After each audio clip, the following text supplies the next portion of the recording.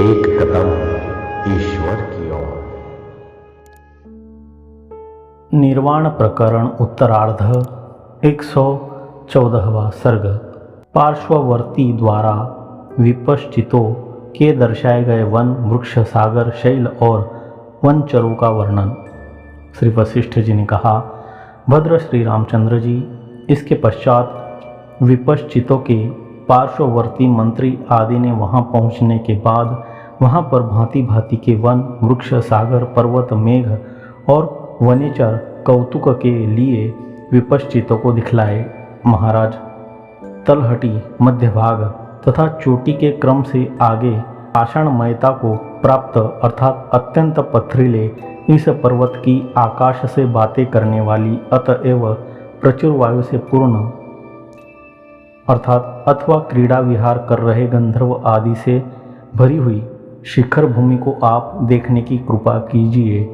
देव, मौलसीरी, केसर, नारियल के वृक्षों से भरी हुई इन वनस्थलियों पर भी कृपया दृष्टिपात कीजिए, जो विविध सुगंधियों से पूर्ण वायुओं को बहा रही है। यह महासागर लहरी रूपी हांसियों के तराई को अर्थात पर्वत के पास की समभूमि को और पर्वत पर शोभित शिलाओं को काटता है और चोटी से लेकर जड़ तक फलों और पल्लवों से लदी हुई वन पंक्तियों को भी काटता है। जैसे कोई बालक अपने घर की धूम्र पंक्तियों को पंखे से कंपित करता है, वैसे ही यह सागर वायु से हिलाई गई वृक्ष और लता रूपी भुजाओं के अभिनय से नाच रही स्वाद तुल्य अपने जल कोणों से व्याप्त पर्वतों की ऊपर की भूमि पर बैठी हुई मेघ पंक्ति को कंपित करता है। कृपया देखिए, पूर्णिमा के दिन चंद्रोदय के समय वृद्धि को प्राप्त समुद्र के प्रवाहों से जिनकी शाखाओं में शंख उलझ गए थे, ऐसे ये तटवृक्ष चंद्रबिंब के समान अमृत रस से भरे और सफ़ेद फलों से पूर्ण कल्पवृक्ष से शोभित हो रहे हैं। तनिक दृष्टिपात कीजिए। लता रूपी धर्म पत्नियों से युक्त ये वृक्ष, जिनके लाल पल्लव रूपी हाथ रत्नों के तुल्य पुष्पों से भरे हैं, अपने घर में प्राप्त अतिथि रूप आपकी मानव पूजा करते हैं।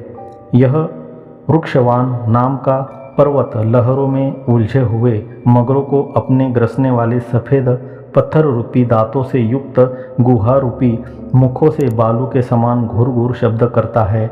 जैसे बलवान युद्ध कुशल योद्धा शत्रुओं को जड़ वचनों से ललकारता है, वैसे ही यह महेंद्र पर्वत ऊपर से गरज रहे मेघों को नीचे से गंभीर गर्जनाओं द्वारा सामने डांट फटकार रहा है।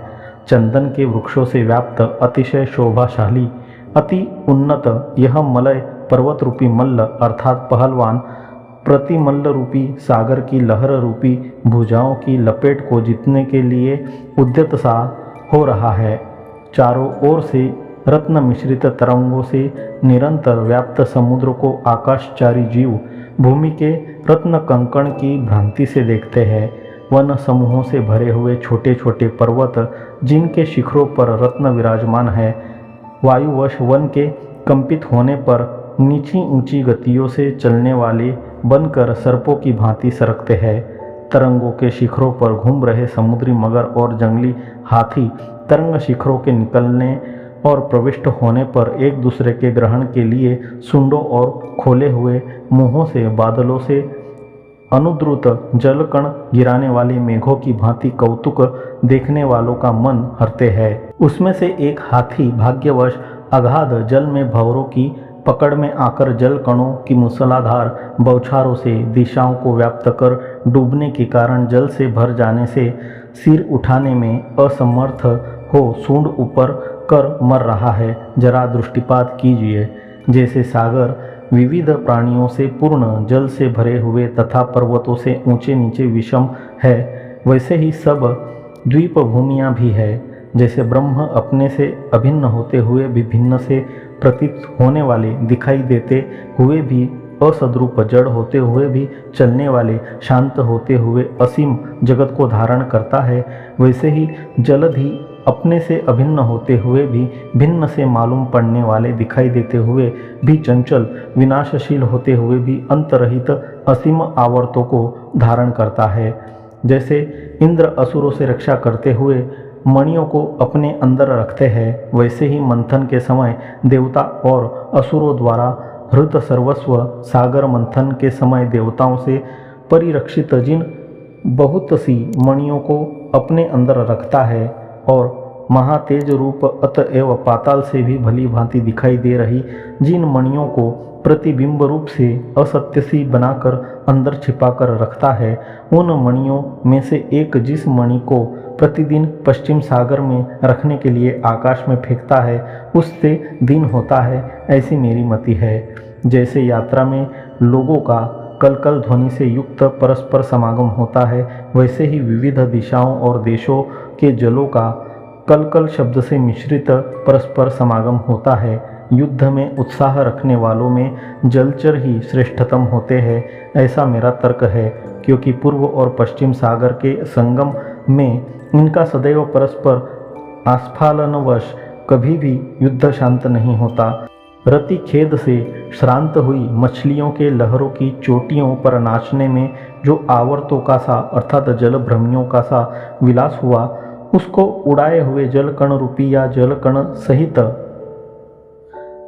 पारितोषिक रूप मोतियों से वेष्टित करता हुआ प्रभु की भांति यह वायु आ रहा है। देखिए, नदी रूपी मोतियों की मालाओं के बीच बीच में गूंथे हुए मेघ रूपी उत्तमोत्तम चंचल रत्न सागर के कंठ में सबसे बढ़कर लंबमान होने से आपस की टक्कर से खनखना रहे हैं। महेंद्र पर्वत की अरतिकारिणी अर्थात उदास भूमियों में पहुंचकर उनमें अभिरुचि न होने से गुहा रूपी गृहों में रति के लिए समुद्री मार्ग से लौटे सिद्ध और साध्य रूप देव योनियों के रति श्रम को हटाने से सुखकारी यह वायु बह रहा है। यह मंदराचल पर्वत कंदराओं से निकले हुए वायु के झोंकों से आकाश में पुष्पवर्षी मेघों का विस्तार कर रहा है, अर्थात शिखर पर छाए हुए मेघों को फूलों से पूर्ण कर रहा है। देखिए, ये बिजली रूपी चंचल नेत्र वाले मेघ रूपी हरिण आम धूली कदम्ब और कदम्बों से परिपूर्ण गंधमादन की कंदराओं में प्रवेश कर रहे हैं। हिमालय की गुफाओं से निकले हुए मेघों और समुद्र की तरंगों को छिन्न भिन्न करने वाले तथा लताओं को नचा रहे मंद सुगंध शीतल पवन बह रहे हैं। हे देव, आम और कदम्ब की शाखाओं की चोटियों के संपर्क से सुगंध वाले गंधमादन पर्वत के ये वायु सागर की तरंगों को वेष्टित कर रहे हैं। अलकापुरी अर्थात कुबेर नगरी के अलक अर्थात बालों की जुल्फें बने हुए मेघों को वेष्टित कर रहा तथा वन श्रेणियों में पुष्प मेघ की रचना कर रहा वायु इधर ही आ रहा है। कुंद और मंदार अर्थात पारिजात की पुष्प राशियों की सुमधुर सुगंधि के भार से मंद गति वाले अतएव तुषार कणों से संयुक्त जैसे वायुओं का इस गंधमादन पर्वत पर स्पर्श कीजिए। नारियल वृक्षों तथा मल्लिका आदि लताओं को नचाने से क्रमशः उनकी तीक्ष्ण मध्यगंध और सुगंध को प्राप्त पवन पारसिक पुरी में गिरते हैं। देखिए, भगवान शिवजी के विकसित प्रमद वन के केले के कर्पूर से सुरभित मेघों को कपा रहे और कैलाश के कमलाकरों को हिला रहे वायु बह रहे हैं। गजेंद्रों के गंडस्थल से चू रहे मदजल से मंथर मूर्ति वाले ये विंध्याचल के तोतों के साथ निकलने से उनके रंग से हरे से प्रतीत होते हैं।